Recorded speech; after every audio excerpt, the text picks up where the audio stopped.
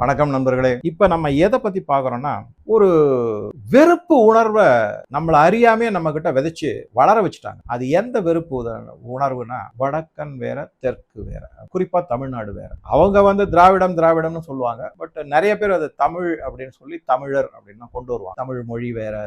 அதுக்கு கனெக்ஷனே கிடையாது. நீங்க எடுத்து பாருங்க, கேட்க மாட்டாங்க. திருவள்ளுவரையும் வேதத்தையும் கம்பேர் பண்ணிலாம் நிறைய பதிவுகள்லாம் படிச்சேன். அறம் பொருள் இன்பம் அதே மாதிரி அங்க இருக்கு அப்படிங்கிறதையும் எல்லாம் சொன்னாலும் யாரும் ஒன்றும் நம்ப போறது. ஏன் இதெல்லாம் இருக்கு, தென்னாடுடைய சிவனை போற்றின்னா சொல்லியிருக்காங்க சார். இதுக்கு அதுக்கும் வேற அதெல்லாம் கிடையாதுங்க, நாங்க வேற அப்படிதான். இதை ஆணித்தரமா பதிய வச்சதோட இல்லாம என்ன பண்ணிட்டாங்கன்னா, தமிழகம் என்றுமே டெல்லிக்கு, அதாவது மத்தியில் இருக்கக்கூடிய ஒரு அரசியல் கட்சியை சார்ந்து இருக்காது அப்படிங்கிற. நீங்க யார சொல்றீங்களோ நாங்க ஏத்துக்க மாட்டோம். இந்த மனோபாவம் மனோநிலை நிறைய பேருக்கு இது அடுத்த ஸ்டேஜுக்கு எங்க கொண்டு போய் நிறுத்திட்டாங்க அப்படின்னா, பாரத பிரதமர் மோடி, அதுக்கப்புறம் அமித்ஷா, இந்த மாதிரி பல அரசியல் தலைவர்கள், அதை தவிர பல முக்கியமான முக்கியஸ்தர்கள், இவங்க எல்லார் மேலேயும் கடுமையான ஒரு வேண்டாத விமர்சனத்தை வச்சு கண்டனம் தெரிவிக்கிறாங்க. நீங்க தேவையே இல்லை எங்களுக்கு, உங்களாலதான் குட்டிச்சோராயிடும்.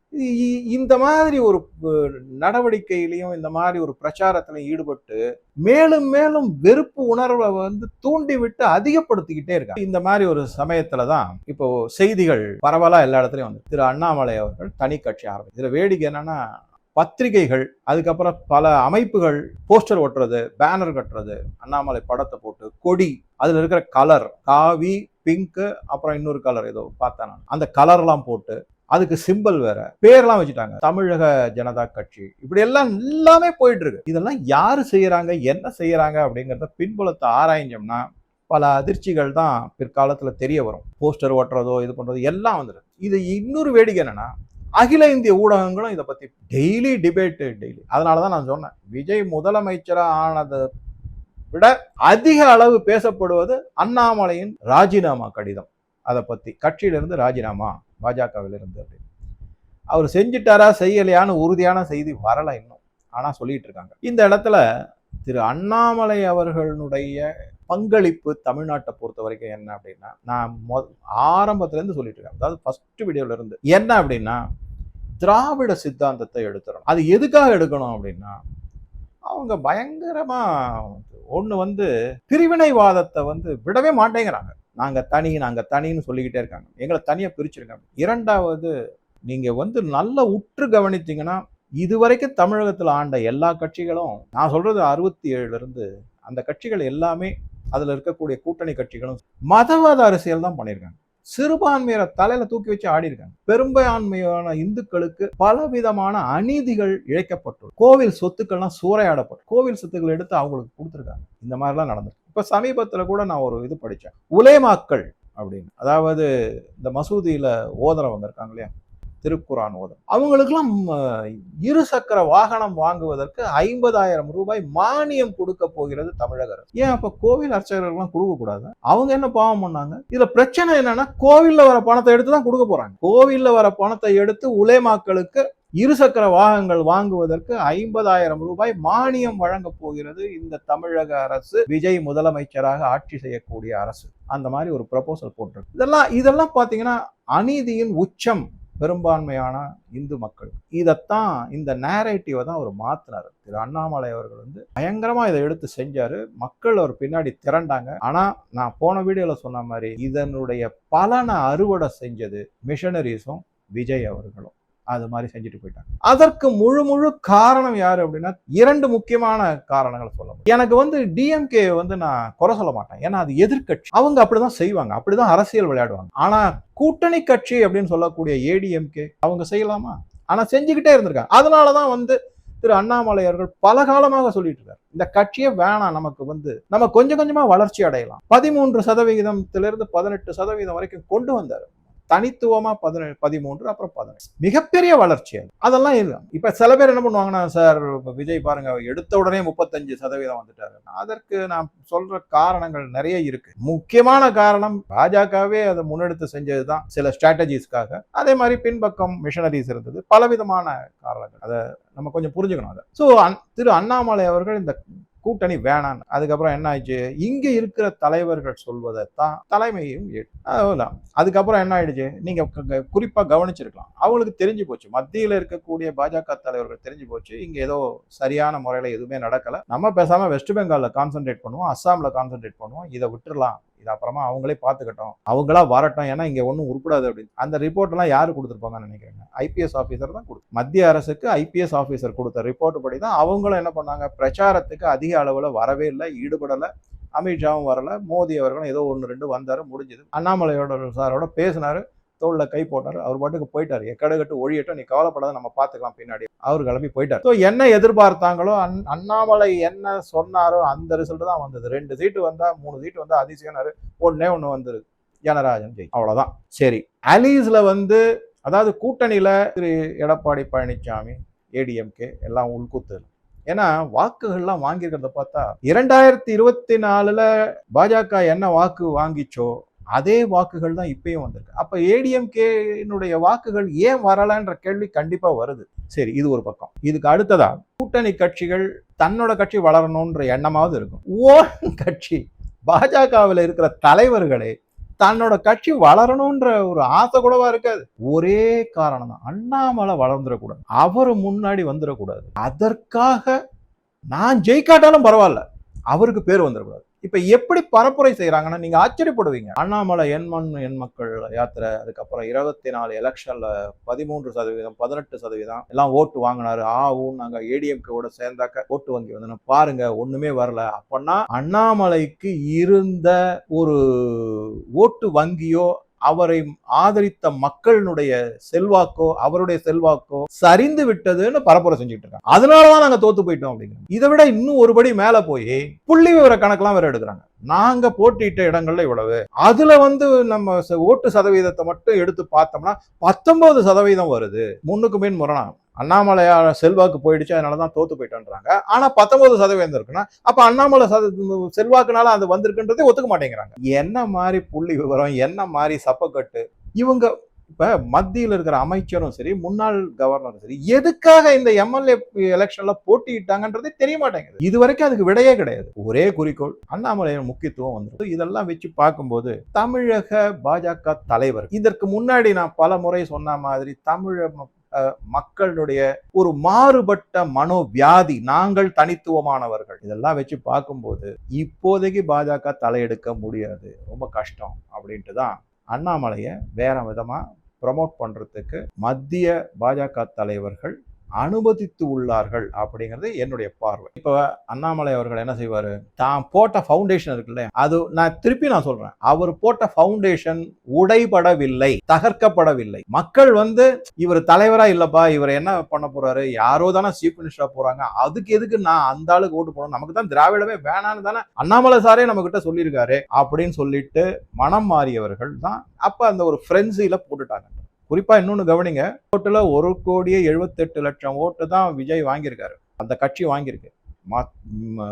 அடுத்ததா பாத்தீங்கன்னா கிட்டத்தட்ட 3 கோடி சொச்சம் ஓட்டுகள் வந்து மற்ற கட்சிகள் வாங்கியிருக்காங்க. அப்ப விஜய் ஒன்றும் பெருசா அப்படியே ஜெயிச்சல, அதை அப்படியே மாற்றுறதுக்கான அதுல இருந்து ஒரு 1 கோடி ஓட்டை வந்து மாத்துறதுங்கிறது ஒன்றும் பெரிய பிரம்ம பிரயத்தனம் கிடையாது. திரு அண்ணாமலை நினைச்சா அதை ஈஸியா மாத்திர முடியும். அவர் ஒன்லி வரணும், இறங்கி அடிக்கணும், அவ்வளவுதான். இப்ப அந்த நிலைக்கு அவரை கொண்டு போறாங்க அப்படின்னா அவரே தயார் பண்ணிக்கிட்டு வராரு அப்படிங்கிறதா என்னுடைய பார்வையா இருக்கு இந்த இடத்துல. இதற்கு அடுத்ததா மிக மிக முக்கியமான என்னுடைய பார்வை எங்க அப்படின்னா, தற்போதைய முதலமைச்சர் விஜய் அவர்கள் தேர்தல் பிரச்சாரத்தின் போது அடிக்கடி உபயோகப்படுத்தக்கூடிய ஒரு சொலவடை, தமிழக வெற்றி கழகத்திற்கும் திராவிட முன்னேற்ற கழகத்திற்கும் மட்டும்தான் போட்டி அப்படின்னு சொல்லிக்கிட்டே இருந்தார். அதாவது அதுல வந்து ஏடிஎம்கே கிடையாது, பாஜக கிடையாது, இதுதான், அல்லது திரு சீமான் அவர்களுடைய கட்சி அதுவும் கிடையாது அப்படிங்கிறது தான் அவருடைய முன்னெடுப்பாக இருந்தது, அரைக்கூவலாக இருந்ததுன்னு சொல்லலாம். இந்த மாதிரி சொல்லி சொல்லி என்ன ஆயிடுச்சுன்னா, கடைசியில இப்ப ரிசல்ட் வந்ததுக்கு அப்புறம் என்ன ஆயிடுச்சுன்னா, ஏடிஎம்கே இருக்கிற இடம் தெரியாம போயிடுச்சு. அங்க ஏகப்பட்ட குழப்பம். அது இனிமே அந்த கட்சி ஏதாவது ஒரு நிலைக்கு வருமா அப்படிங்கிறது ரொம்ப சந்தேகம். அது ஆல்மோஸ்ட் முடிஞ்சு போன கதை தான் அது. அது மாதிரி அது அத்தனைக்கும் காரணம் அதனுடைய அந்த கட்சியினுடைய தலைவர் தான், அது அவர் தான் முக்கியமான காரணம். சரி, அடுத்ததா இருக்கக்கூடியது விஜய் அவர்கள் சொன்ன மாதிரி டிவிகே டிஎம்கே அப்படின்னு பாத்தீங்கன்னா, டிஎம்கே இப்ப 2வது இடத்துல நிக்குது. எதிர்கட்சி தலைவராகவும் திரு உதயநிதி ஸ்டாலின் அவர்கள் இருக்காங்க. இதை கொஞ்சம் அப்படியே பூஸ்ட் பண்ணிக்கிட்டே போறாங்க. எப்படி பூஸ்ட் பண்றாங்க அப்படின்னு பாத்தீங்கன்னா, இனிமே தாவேகாவிற்கு மாற்று டிஎம்கே தான் அப்படின்னு ஒரு பிரச்சாரம் ரொம்ப தீவிரமா போயிட்டு இருக்கு. அந்த பிரச்சாரம் எந்த அளவுக்கு தீவிரமா போகுது அப்படின்னு பாத்தீங்கன்னா, மக்கள் அதை கொஞ்சம் கொஞ்சமா நம்ப ஆரம்பிச்சிட்டாங்க. அப்பா இது 2 தான்ப்பா. ஏன்னா பிஜேபி கம்ப்ளீட்டா அவுட்டுங்கிற லெவலுக்கு ஒரு சீட்டு வச்சிருக்காங்களோட இல்லாம அந்த கட்சியின் மேலேயோ அல்லது அந்த இப்ப இருக்கக்கூடிய அந்த தலைவர்கள் மேலேயோ சுத்தமா நம்பிக்கை அற்று போய்விட்டது. திருப்பி அண்ணாமலை வந்து அடி அடியிலிருந்து ஆரம்பிக்கணும் அப்படிங்கிற என்னை பொறுத்த வரைக்கும் அது அடியிலிருந்து ஆரம்பிக்க வேணாம். அவர் ஒரு வார்த்தை சொல்லட்டும், நான் பிஜேபிக்கு திரும்பி வரேன், நான் தான் தலைமை எடுத்து நடத்த போறேன், இல்ல நான் தனி கட்சி ஆரம்பிக்கிறேன், நான் அதுல வந்து முன்னெடுத்து செய்ய போறேன்னா அப்படியே எல்லாம் இந்த பக்கம் சாஞ்சிருவாங்க. அவருக்கு வந்து ஏற்கனவே போட்ட ஃபவுண்டேஷன் ஸ்ட்ராங்கா இருக்கு. ஏதோ ஒரு மனநிலையில, ஏன்னா இவர் தான் சொன்னாரு திராவிடம் வேண்டாம் அப்படிங்கிறது, அதனால அங்க ஓடி போயிருக்காங்க, திரும்பி வந்துருவாங்க. ஏன்னா நடிகர் விஜய்க்கு வந்து ஒன்றும் பெருசா அண்ணாமலை அவர்களை கம்பேர் பண்ணும்போது ஒன்றும் பெரிய டேலண்ட் அதெல்லாம் இருக்கிறதா எனக்கு தெரியல. அதனால அவர் ரொம்ப வெகு விரைவில் அவர் எக்ஸ்போஸ் ஆயிடுவார். அவருக்கு பின்புலத்துல மிஷனரிஸ் இருக்குங்கிறது ஒரு மட்டும்தான். அதோட இல்லாம பன்னாட்டு நிறுவனங்கள், பன்னாட்டு மிஷனரிகள், சிஐஏ போன்றவர்களாமும் அதுக்கு பின்புலத்துல இருக்குங்கிறது, அது ஒண்ணுதான் அவருக்கு முக்கியமான ஒரு ஸ்ட்ரென்த் அப்படின்னு சொல்லலாம். மற்றபடி திரு அண்ணாமலை அப்படின்னு பாத்தீங்கன்னாக்கா அவர் வரேன்னு சொல்லிட்டா போதும், அவ்வளவுதான். மக்கள் உடனே அந்த ஸ்ட்ரென்த்தை வந்து எப்பேற்பட்ட, இப்ப ஒண்ணும் இல்லை, நீங்க வெஸ்ட் பெங்கால்ல பாத்தீங்கன்னாக்க மம்தா பானர்ஜி சிஐஏ ஏஜென்ட், என்ன செய்ய முடிஞ்சது? மக்கள் முடிவு பண்ணிட்டாங்கன்னா எப்பேற்பட்ட சக்தியையும் உடைச்சி எறிஞ்சிட முடியும். அந்த நிலைமையிலதான் இங்க அண்ணாமலை இருக்காரு. அவர் வரணும், அவ்வளவுதான் முக்கியமானது, அதுதான் முக்கியமானது. சரி, இந்த மாதிரி டிஎம்கே வந்து நாங்க தான் மாற்றுன்னு சொல்லிக்கிட்டே இருக்காங்க இல்லையா, அதை பூஸ்ட் பண்ணி விட்டுட்டு இந்த இடத்துலதான் உள்குத்துகள் நிறைய இருக்கு.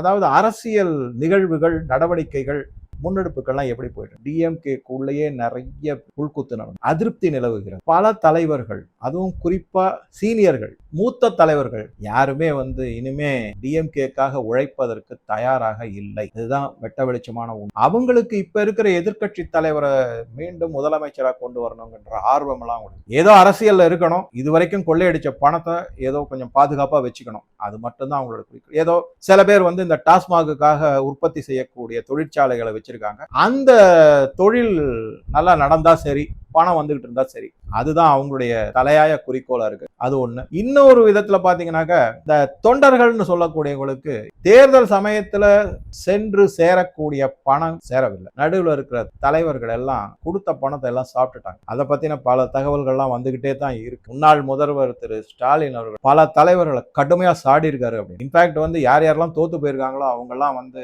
ரிசைன் பண்ணணும், அந்த நிர்வாகிகள்லாம், கட்சி நிர்வாகிகள் ரிசைன் பண்ணணும் அப்படின்னு சொல்லி அவங்க ரெடியா காத்துட்டு இருக்காங்க, ரிசைன் பண்ணிட்டு தாவேக்கால ஜாயின் பண்றது. அதனால முன்னாடி அந்த மாதிரி சொன்னவர் வந்து இப்ப வாய மூடிட்டு இருக்காரு திரு ஸ்டாலின் அவர்களே. இது என்னடா, இது நம்ம தெரியாம சொல்லிட்டோமோ, ரிசைன் பண்ணுங்கன்னு சொல்லிட்டா சரி ஓகே இந்த வச்சுக்க ரெசிக்னேஷன் லெட்டர்னு சொல்லிட்டு அந்த பக்கம் போய் ஃபார்மை வாங்கி ஃபில்அப் பண்ணி தாவேக்கால மெம்பர்ஷிப்பா செஞ்சுட்டாங்க. பணமும் இருக்கு, எப்படியோ அடிச்சு பிடிச்சி ஏதோ ஒரு பதவி, ஏதோ ஒரு மாவட்ட செயலாளர், மண்ணாங்கடி செயலாளர்னு ஏதோ ஒன்று வாங்கிட்டோம்னா நம்ம அரசியல் வாழ்க்கையை ஓட்டிடலான்ற மனநிலைமையில தான் இருக்காங்க, நிறைய பேர் இருக்காங்க. அதனால அதை வந்து ஜாஸ்தி ஒரு, அதாவது கடுமையான ஒரு நடவடிக்கை எடுக்க முடியாத நிலைக்கு தான் திரு ஸ்டாலின் அவர்கள் தள்ளப்பட்டுள்ளாருங்கிறது என்னுடைய ரீடிங், படிக்கிற நியூஸை வச்சு நான் சொல்றேன். ஆக மொத்தம் டிஎம்கே மனதளவுல ஒரு இமேஜினேஷன்ல நாங்க தான் மாற்று அப்படின்னு சொல்லிக்கிட்டு இருக்கிறதுக்கு எந்த அடிப்படையும் எந்த நியாயமும் இல்லை அப்படிங்கறதுதான் உண்மை. சரி, இந்த இடத்துல என்ன பண்ண போறாங்க அப்படின்னு பார்த்தோம்னா, எதனால டிஎம்கேவுக்கு இந்த மாதிரி ஒரு அசாத்தியமான மன உறுதி, நாங்க தான் தமிழக வெற்றி கழகத்திற்கு மாற்று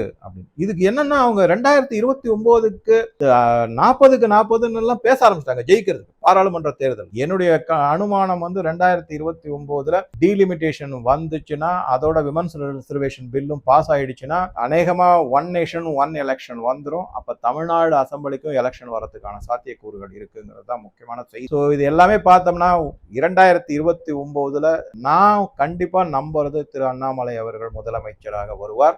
ஒருவேளை பாஜக ஏதாவது ஒரு சில நடவடிக்கைகள் எடுத்தாக்க இருக்கிற தலைவர்களை வந்து ஒதுக்கி வச்சுட்டு வேற புது தலைவர், புது ரத்தம் வந்து திரு அண்ணாமலை அவர்களை முதலமைச்சராக அறிவிப்பார்கள் என்பது என்னுடைய எதிர்பார்ப்பு. இது பார்க்கலாம் எப்படி போகுது அப்படிங்கிறத பார்க்கலாம். இது நடுவுல கண்டிப்பா அவர் வந்து, நான் இன்னும் நம்புறேன், அவர் உத்தரப்பிரதேச எலெக்ஷன்ல அவருக்கு வந்து ஒரு முக்கியமான ஒரு பங்கு இருக்கு. அவர் அங்க எலெக்ஷன் அப்சர்வரோ இல்ல மேனேஜ்மெண்ட்டோ ஏதோ செய்யறதுக்கு அனுப்புவாங்கன்னு நான் இன்னும் நம்புறேன். ஏன்னா என்னுடைய நண்பர்கள் அது மாதிரி சொல்றாங்க, அவருக்கு நல்ல அனுபவம் இருக்கு, அவர் வருவாரு அப்படின்னு சொல்லிட்டு இருக்காங்க. பார்க்கலாம் அதை.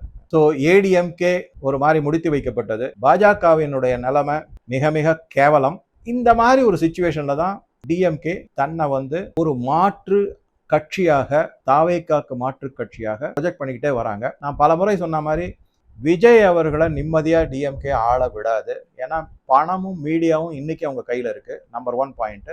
இரண்டாவதா, எப்பவுமே நான் அடிக்கடி சொல்றதான், கவர்மெண்ட் வேணா விஜயோடதா இருக்கலாம். சிஸ்டம் திராவிட முன்னேற்ற கழகம் 60 ஆண்டுகளாக அமைக்கப்பட்ட அரசு அதிகாரிகளுடைய சிஸ்டம் அது. அதை உடைச்சு எரியறதுங்கிறது கொஞ்சம் கஷ்டமான வேலை. அதனால அவரால் நிம்மதியாக ஆட்சி செய்ய முடியாது. இந்த மாதிரி ஒரு மனோநிலையில இருக்கும்போதுதான் மத்தியில் இருக்கக்கூடிய பாஜக தலைவர்களான திரு மோடி மற்றும் திரு அமித்ஷா அவர்கள், ஒருவேளை திரு அண்ணாமலை அவர்கள் இப்ப டெல்லிக்கு போயிருக்காருல, சரிப்பா நீ ரிசைன் பண்ணு, கட்சி ஆரம்பிச்சுக்கோ அப்படின்னு சொல்லலாம். அப்ப சொல்லும் போது என்ன சொல்லுவாங்க அப்படின்னா, ஐயா திமுக காரங்களே, விஜய்க்கு மாற்று டிஎம்கே கிடையாது, எங்க ஆளு இருக்காரு, திரு அண்ணாமலை தான் மாற்று அப்படின்னு கொண்டு நிறுத்துவாங்க. அதை நேரடியா நிறுத்துறாங்களா, பாஜக மூலமாகவே நிறுத்துறாங்களா, இல்ல ஒரு தனி கட்சி மூலமாக நிறுத்துறாங்களாங்கிறது தான் நம்ம பொறுத்திருந்து பார்க்கணும். அது எந்த மாதிரி முன்னெடுப்புகள் செய்யறாங்கிறதையும் பார்க்கணும். ஆனால் பலரும் இன்று பாஜக ஒழிந்து விட்டது, திரு அண்ணாமலையினுடைய அரசியல் வாழ்க்கை முடிந்து விட்டதுன்னு சொல்வதை என்னால ஏத்துக்கவே முடியாது. ஏன்னா அவர் ஒரு ஸ்ட்ராங் ஃபவுண்டேஷன் இருக்கு, கண்டிப்பா வருவாரு.